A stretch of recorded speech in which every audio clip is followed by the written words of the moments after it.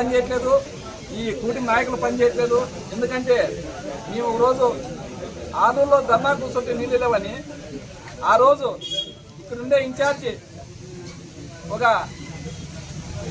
Mary అక్కనేమో ఆయన నీటి సమస్య మాట్లాడితే ఏం మాట్లాడలేదు. ఆయన ఇంటిని ఎంత ఇబ్బంది పెట్టిందంటే అంత ఇబ్బంది పెట్టింది. ఇప్పుడు కానీ నాకు తెలిసి వీళ్ళు కానీ ఇంకేమన్నా స్థలాలు ఏమైనా ఉంటే చూడండి అక్కడ, లేదంటే ఇప్పుడు మీరు వచ్చినారు కాబట్టి మొత్తం ఖచ్చితంగా మిమ్మల్ని కానీ మీ మీద కానీ ఉసుగొలుతుందా మీ ఉండే టీడీపీ వైకుంఠ జ్యోతి గారు.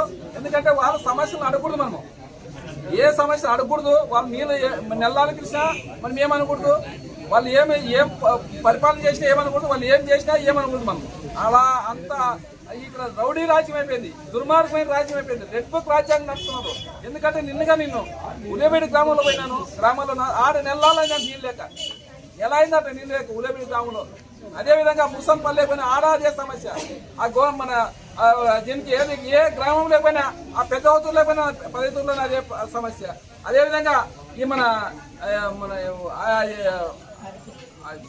ముద్దునగారికి పోయినాను, ముద్దునగారిలో అదే సమస్య. కురుకుందులో అయితే చెప్పనక్కర్లేదు. కురుకుందు ఎందుకంటే నీళ్ళు ఎమ్మెల్యే నుంచి 2 ఏళ్ళ నుంచి కురుకుందు గ్రామానికి నీళ్ళు రావాలని అప్పుడు నిన్న రంజిత్ పాషాకి